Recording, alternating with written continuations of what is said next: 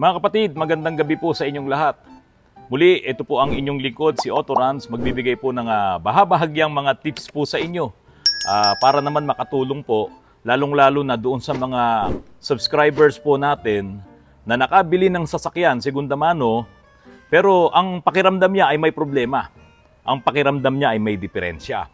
So, anong gagawin mo kung ang nabili mong sasakyan ay ninenervyos ka? At ang pakiramdam mo ay baka mamaya maaksidente ka.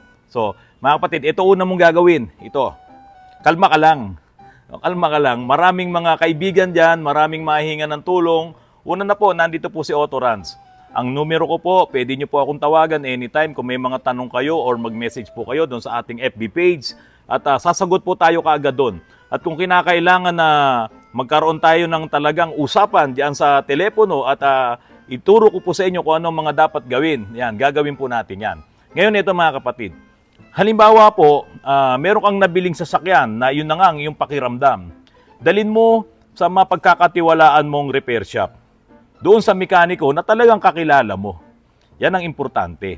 Kasi po, para hindi ka rin na magkaroon ng mas marami pang problema, dahil kung dadalin mo yan sa isang mekaniko na magkakaroon ng problema yung mga diagnose niya, at hindi niya sasabihin sa'yo, hindi siya magiging tapat sa'yo, ang magiging problema mo dyan ay ito, yung malaking gastos. Kaya ang pinaka-importante po, kapag ka ikaw ay mayroong sasakyan na may problema, dalin mo sa trusted na mekaniko, trusted na shop. At ang isa pa pong importante, dapat lagi ka pong mayroong second opinion or third opinion doon sa mga ipapagawa mo sa sasakyan mo. Ngayon mga kapatid, halimbawa ganito. Pumunta ka sa isang shop at sinabing, ito sira ito, palitan mo yan, palitan mo to. Yan, bibili natin yan. Hindi ka masyadong maalam pagdating sa mga ganyang mga bagay dahil hindi ka naman mekaniko or kabibili mo lang ng sasakyan tulad ng mga subscribers ko po dito na sabi nga po nila, nagpapasalamat po sila sa mga vlogs natin dahil sila nga daw po ay kabibili lang nila ng mga sasakyan nila. Meron nga po yung iba nagsisisi, naku sana napanood ko na kagad yung mga vlogs mo na yan sir, para po naiwasan ko at hindi ako nakabili ng ganitong blow-by. Ipa-check up nyo po yung mga sasakyan nyo, kung ano yung nararamdaman nyo na may problema. Meron naman din pong mga talyer na nagche-check up sila na libre, free of charge, yung mga check up nila. Ngayon, after na mapa-check up nyo yan, punta ulit kayo sa ibang shop at ipatry nyo rin na ipadiagnose din. Kung libre lang din naman po ang kanilang pagdadiagnose. So, kung yung pangatlo, hindi pa rin kayo satisfied dun sa pangalawang nag-check up, ipa-check up nyo pa rin po sa pangatlo. Ngayon, kung alin doon yung talagang nagkakatugma-tugma yung kanilang mga findings dun sa sasakyan mo, yun yung time na kailangan mo na talagang ipagawa siya. Ito po ay para sa mga baguhan lang kasi yun namang mga marunong talagang mag-DIY, alam na nila yan Kayang-kaya na nila yan, ayaw lang nilang umilalim o ayaw nila o wala silang tools para gawin. Kasi alam nyo po sa pagmemekaniko, dapat kompleto ka sa tools at pati yung mga importanteng gamit para doon sa safety din. Yung iba naman, talaga ng mga katulad ko, may edad na, ayoko nang umiilalim kasi pag tumatayo ako, nahihilo ako. So, iyan naman ang problema ng iba. Marurunong, pero hindi na kaya nung katawan, physically. So, ito po, ipa-check up nyo at kung tama naman yung mga diagnose nila, sige, go na yon. Ngayon, merong gumagawa na alatsamba din naman. Dinala mo doon, ang buong pag-aakala mo, magagawa niya, tapos yung pala, puro tsamba lang, puro tsamba, pabili ng ganito, pabili ng ganyan, pero hindi naman niya natutukoy kung ano talaga yung problema ng iyong sasakyan. Yan po ang isa sa mga iiwasan nyo dahil ang mangyayari dyan, lalaki po ng lalaki ang inyong gastos, hindi pa rin natatapos ang inyong sasakyan. Halimbawa po, sa transmission, mga kapatid. Pag binaba ang inyong transmission, kung halimbawa ang problema niya ay yung crankshaft oil seal, may leak na yon, tumagas na yon, ibababa ang transmission mo, lagi kong SOP na yon, sinasabi sa mga mekaniko namin dito, i-check nyo na rin yung clutch assembly. Total, kakalasin mo naman yun dahil magpapalit ka ng oil seal. Kung maninipis na yung clutch niyan, kung worn out na yung bearing niyan, yung release bearing niyan, kasama na yung pressure plate, i-recommend mo ngayon doon sa may-ari. Para kapag ka ibinalik mo na yung transmission, magpapalit na rin siya ng clutch assembly para hindi siya malulugi. Kasi kapag hindi pa niya naisabay yun at nasira na yung mga pyesa na yon, another baba ng transmission, mahal yun. Mahal po ang mag-pull down ng transmission. So, yung mga ganung bagay na inire-recommend ng mga talyer dahil pinagkakatiwalaan mo naman yung talyer na yun, mga kapatid, yun po okay yun. Best yun. Ngayon, pagdating naman sa transmission, halimbawa, sira na yung lining, huwag ka magpapalit ng lining lang. Halimbawa, yung pressure plate ang may problema, palitan mo rin yung release bearing. Kasi mga kapatid, itong sa transmission parts, yung mga clutch assembly na yan, kapag yan ay inilagay mo, pinalitan mo, halos pare-parehas ang lifespan yan. Kaya kung halimbawa, yung luma, iniwan mo pa, nagpalit ka lang ng bagong bearing dahil maingay yung bearing, magkakaroon din ng problema tong iba. At doon sa pressure plate, dapat nakaakma din yung bagong bearing doon sa bagong pressure plate. Kung hindi, pag hindi mo pinalitan pareho yan, mag-iingay po talaga yan kahit bago pa yung isa dyan. Kasi hindi na sila mag-aakma dahil may tama na yun yung pressure plate mo or kung yung bearing mo man, may tama na rin yan. Kaya dapat palit po yan pareho at huwag nyo pong kakalimutan, yung pinakamaliit na bearing dyan, yung pinakamura, yung pilot bearing, dapat pinapalitan yan. Matik po yun dahil yan ang pinakamaliit, yan ang pinakamura, yan ang pinakamadaling masira. So pag nasira yan, mahirapan kang kumambyo. Ito pa mga kapatid, merong ganitong style. Alam niya kung ano yung sira nung sasakyan mo, pero dahil sa alam niyang baguhan ka lang dito at naramdaman niya na hindi ka maalam sa pagre-repair or wala ka talagang background doon sa pagmemekaniko, sasabihin niya, palitan mo to, palitan mo yan, palitan mo to, okay na yan. Pag napalitan lahat yan, okay na yan. Pero hindi naman dapat palitan. Diba? Tapos, gagawin na rin niya ngayon kung ano talaga yung problema, dadamay na yon. So yun, napalaki ang gastos mo. Kaya po kung halimbawa, nagkaroon ka ng ibang opinion bago ka nakarating dito or bago ka nakarating sa akin at sinabi mo, sabi ni Maynard Casabal ng taga Batangas ito lang ang papalitan. Ay, paring Maynard, MGC, Batangas. Tapos sa BZ14, Cavite. Ayan. Sabi po nila, ito lang yung papalitan Bakit sabi mo itong, ganun ba? O, di ngayon, booking. Di ba? Kasi mapagkakatiwalaan yan si Maynard tsaka si BC. No, mga kaibigan natin yan. Ngayon, halimbawa, hindi mo talaga alam, hindi ka nagkaroon ng second opinion or third opinion, pinadala mo dito sa isang shop na to at pinagpapalitan lahat yon, o lugi ka. Kasi ito lang pala yung sira, halimbawa. Halimbawa lang po yun, Kadalasan to nangyayari sa mga ECU na mga sasakyan, no? Yung mga naka-computer na.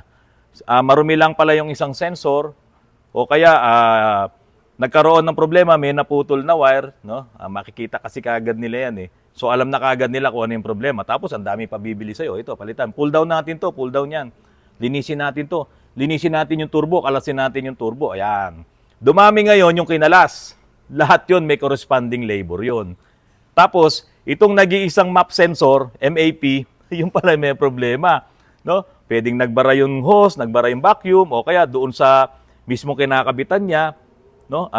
Naputol yung wire doon, o kaya naman dumumi. Tapos nung nilinis na, isinabi na lahat doon, okay na ang sasakyan. Di ba? Kasi saka pag iniis ka naman, nakikita yun ikaw, di mo naman alam yung mga code na yan kung anong mga error codes yan siya alam niya yun. Uy, map sensor to, alam ko na to. So ngayon, ang dami ngayon lilinisin. So, yun lang ang nagiging problema sa mga hindi trusted na shop. Napapalaki po talaga ang gastos nyo. Ako naman po, kaya ako nandito, hindi ko sinasabing hindi okay yung ginagawa ng mga shops na yon. Kaya lang, nakabili ka na nga ng sirang sasakyan, nakabili ka ng segunda mano na ang tingin mo may problema, tapos, pag nagpagawa ka doon sa ganong klaseng mga shop, problema na naman, lugi ka. Kaya nga po, papanoorin nyo po yung mga vlogs na mga katulad nitong mga ginagawa namin at iba pang mga vloggers. Lalo't lalo na yung mga nagpapakita po talaga ng mga solutions pati sa mga problema at mga problema na nire-repair talaga, inaayos, ipinapakita. At talagang direktang sinasabi, parang katulad po ngayon na sinasabi ko sa inyo, yun po ang importante. Na unang-una nyong malaman, kahit hindi kayo maghahawak ng llabe, basta ang importante, alam nyo, yung mga dapat gawin sa sasakyan nyo, yun po ay makakatulong. Ito pa mga kapatid, halimbawa ganito. Dahil sa sobrang sipag mo, sobrang pagmamahal mo sa sasakyan mo, halos gabi-gabi, kinakarwas mo. Di ba? Kinakarwas mo ang sasakyan mo. Okay, kinabukasan, gagamitin mo ulit. Okay, pagdating ngayon ng gabi, dadaan ka sa karwas, pagod ka na ipadaan ka na lang sa karwas, malapit sa bahay mo, uwi ka, uy, bagong karwas. Ngayon, etong nangyayari.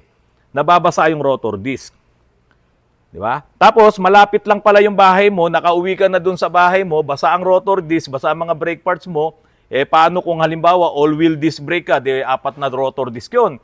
Ipapahinga mo ngayon sa garahe mo.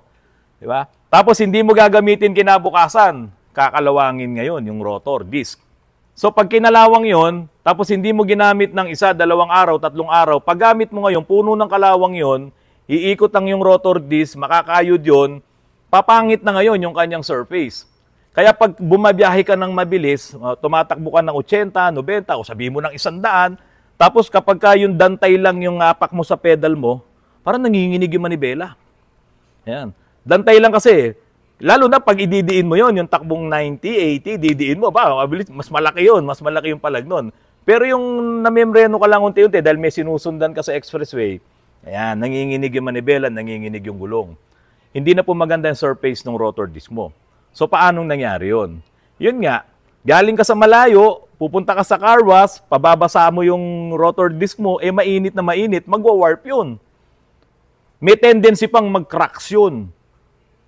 So, yun naging attitude mo sa sasakyan mo dahil sa pagmamahal mo, napakalinis mo, binababasa mo yun. So, nasisira unti-unti yung rotor disc. Tapos, hindi mo gagamitin, pwedeng hindi mo gamitin ng ilang araw, kakalawangin. O kaya naman yung mga walang sariling parking, walang bubong. Kapag umulan, mababasa yung rotor disc nila. Makikita nyo yan eh.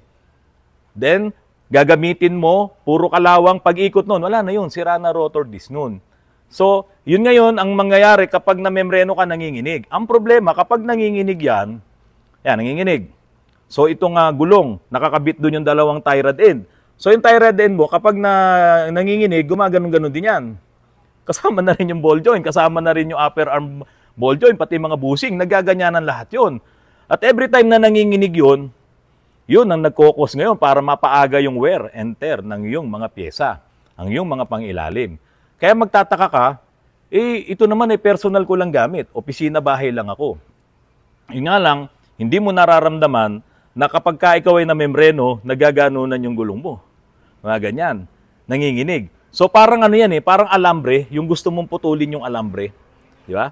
Pag gusto mong putulin yung alambre sa kamay mo, ganun-ganunin mo lang Yung alambre, yung galvanized wire. Pero mapapasukan, nagiinit tapos putol na. O ganun din yung mga joints na yan. Dahil sa ganyan ng ganyan yan, kapag ka yung lubrication yan, yung grasa niyan, naubos na, or yung engineering plastic sa ilalim, nung pinaka-ball, nung pivot ball na yan, na-wear na, dahil sa kagaganyan ng iyong ball joints, dahil every time na membreno ka, masisira ngayon ang pangilalim mo. Magkakaroon ng vibration, magkakaroon ka na ng hindi magandang alignment, masisira na rin ang alignment ng gulong mo, yung kain ng gulong mo, yung pudpud ng gulong mo, so lahat yun nasira na. Dahil lang saan? Batid, saan nagsimula yung problema? Doon sa sirang rotor disc. Dahil hindi na maganda yung surface niya, so every time na membreno ka, nanginginig siya at nagkakaroon ng vibration sa lahat ng steering parts mo. So anong dapat gawin? Pag nakita nyo ganon, ipa-repace nyo kagad. Para kuminis, gumanda yung surface ng inyong mga rotor disc at maiwasan yung mga ganong problema. At hindi ka agad masiraan itong mga suspension parts, steering parts at lahat na po na yan. Ngayon mga kapatid, merong mga shop naman na sige, palit ball joints, palit tie rod, o baba mo yung rack and pinion, o baba mo yung, ang daming binaba, ang daming pinull down, bayad, o okay na. Totoong nasira naman Di ba? Dahil nga, yung rotor mo yun ang problema. Kaso ang problema, hindi pina-replace yung rotor. Kaya dito po sa amin, meron po kami pantorno, may late machine kami dito, matic yun. Pag nakita namin na talagang hindi na maganda yung surface niya, kahit makintab pa yan, mahahawakan mo yan yung yung rotor disc mo. Mahawakan mo yan. Lalong-lalo na pag malamig na. Kapag yan hindi na pantay, pa-repace mo na yan. Kasi doon magsisimula yung mga maliliit na problema na palaki ng palaki. Ngayon, doon sa hindi niya pina-repace, nagbayad ka na, ang dami nang napalitan, yung mga bago na yun, sisirain niya ulit. Kaya po mga kapatid, ito simple lang to. Itong in-explain ko sa inyo na to. Simple lang to, pero ang laki ng magiging epekto niya kapag hindi mo to naipaayos. Ang daming pera na mauubos. Di ba? Kasi magkano ang ball joints, magkano ang tie rod, kung lower and upper ball joints yan, ngayon, meron pang stabilizer link yan. Di ba? Ang problema mo pa, yung mga tie rod end, o sa mga Isuzu, o sa mga crosswind, 4 ang tie rods niyan. Set ng set yan kapag pinapalitan. So, magkano ang magagastos mo kung dahil lang doon sa every time na naglilinis ka ng sasakyan mo, binabasa mo kagad yung, yung rotor disc mo. Alam mo, galing ka ng malayo, sabihin mo na galing ka ng Quezon City, nandun na opisina mo. Pag uwi mo sa bahay, karwas ka. Alam mo, okay, may baha, nilusong mo pa, nabasa yung rotor disc mo, mainit na mainit. Kaya pa mga kapatid, yung lagi mong binabasa yung rotor disc mo, masama po yun. Mag-warp po yung rotor disc na yan. At yun ang isa sa mga pwedeng mag-cause, pumangit yung surface niya. At kapag po kayo ay nagpalit or nagpa-reface ng inyong rotor disc, magpapalit din po kayo ng inyong disc pad. Ngayon, kung talagang makapal na makapal pa yung disc pad nyo, kumuha kayo ng papel de liha, sandpaper, ilagay nyo sa patag na plane na salamin or kung plywood yan, lagay nyo. Tapos talagang ikaskas nyo ron yung inyong rotor disc. Siguro yung gauge ng mga 240 na liha, pwede na yon. Ikaskas nyo ron, okay, yung grid 240 para pumantay ngayon yon. Kasi kung yun ay hindi pantay, siya ngayon ang uukit na naman doon sa bago mong resurface na rotor disc. Siya ngayon ang sisira ulit doon. Kaya dapat, kung kaya magpalit ng bago, magpalit. Ngayon, kung makapal pa, kung mga 80%, 60%, sige, gamitin mo muna, pero lihahin mo. Yan. Hindi yung may nakikita tayo, nililiha lang para gumaspang. Hindi po ganun. Kailangan magpantay din siya kung pantay din yung rotor disc na ginagamit mo. Ngayon, ito mga kapatid, meron lang akong i-example sa inyo.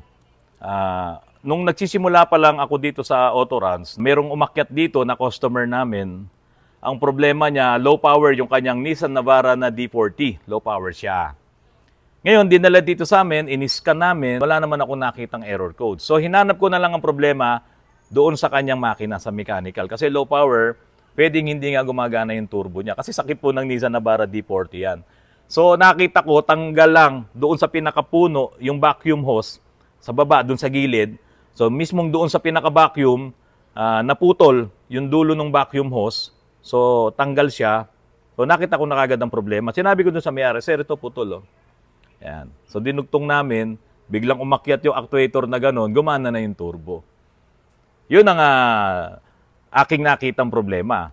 Tapos, pinatest drive ko sa customer, okay na raw, wala nang problema. Ngayon, bumalik siya, sir, magkano? Sabi ko, bro, nakita mo naman yung ginawa natin, putol lang yung hose eh. Sabi niya, sayang, nagpalit na ako na SCB, pinapalitan na sa akin yan eh. Yun. Magkano SCB? 8,800. Di ba? O, paano ngayon? Okay lang yun. At least meron ka extra ng SCB. Dahil kailangan mo yan kapag meron ka mga ganyan sasakyan, lalo na kung umuwi ka ng probinsya. Pero, hindi talaga yun yung problema. Ang problema, putol lang ng hose. Kaya yung mga naka-Nissan D40 na bara, tatandaan nyo po yan. Kapag ka-start nyo ng engine nyo at hindi gumalaw yung actuator ng turbo, ibig sabihin, walang vacuum. So, pwedeng sira yung actuator, turbo actuator, no? Yung nagbibigay ng nagsiswitch on and off ng vacuum, kasi hindi naman pwedeng palagi nakaangat yun, kaya naglalaro-laro yun. Kinokontrol din ng ECU to pagka nag-overboost itong actuator na to, itong solenoid na to. Okay, so kinokontrol siya. Ngayon, kung hindi siya gumalaw, pag start mong ganun, hindi umangat, ibig sabihin walang vacuum or sira itong actuator. Electronic kasi ito eh. So, doon pa lang malalaman nyo na talagang pwede kayong mag-low power. So, hindi yun nakita nung unang gumawa at gumastos siya ng SCB. So, yun po yung sinasabi natin. Ngayon, eto na po. Ito yung masarap na parte. Ito yung masayang parte. Sabi niya, magkano sir? Bahala ka na. Sabi ko, di naman kita pwedeng singilin ng malaki. Layo-layo pa ng pinanggalingan mo. Nabotas ka pa galing. Punta ka dito sa amin sa Antipolo. Aba, yun ang pinakamasarap na parte. Paldo, yung may-ari. kaya kahit na ano yung pabili mo, bili lang ng bili. Di ko na sasabihin kung magkano. Pero natuwa po ako at natuwa din naman siya dahil nakita yung problema. So mga kapatid, marami pa namang mga vlogs na katulad nitong sa amin dito sa Autoruns.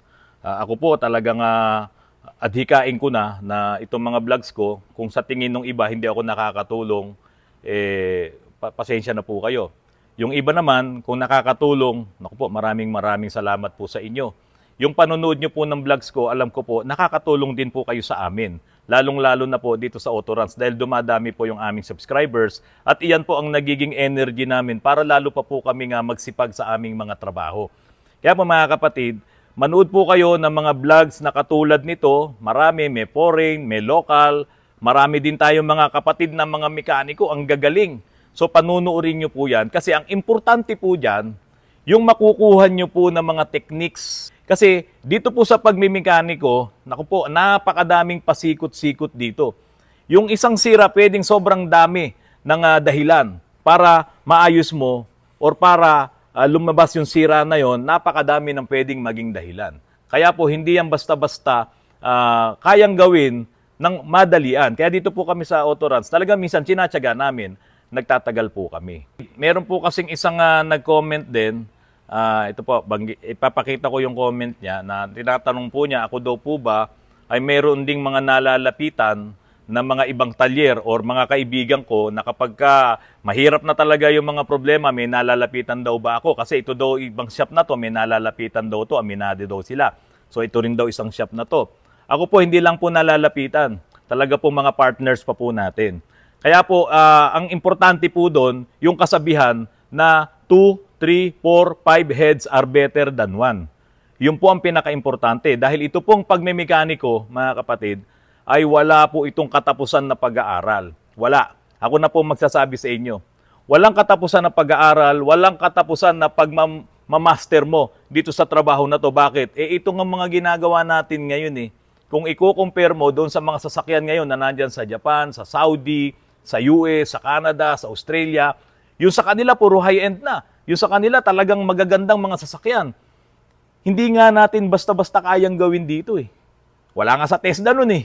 Di ba? Kaya po ang nangyayari dito, kaming mga talyer, talagang hindi kami hihinto, lalong-lalo na kapag may mga bagong technology, inaaral pa po namin yan. Yun mga kapatid, sana po makatulong po ulit sa inyo itong vlog ko ngayon. At ito po, may mga kasunod pa to na mga ganitong klaseng vlog na tulad nito, ang problema, ang tinakil natin dito, yung sa ating disc brake, sa brake pads, vibration. Ngayon, sa sasakyan, napakadami pong vibration.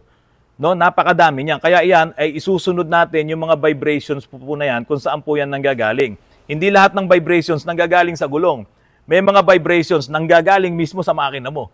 Diyan, sa electronics mo. Diyan, sa mga barbula mo, sa mga injectors mo. So, yan ang susunod nating pag-aaralan. Mga kapatid, ito po, kadong, diyan sa Eastern Samar, ilang araw na lang, ay gininto ang kaarawan mo na. At lagi po kayong mag-iingat diyan sa Eastern Samar, kadong Cardinosa. Mahal po namin kayo. Lagi po kayong mag-iingat. God bless po. Mga kapatid, magandang gabi po sa inyong lahat.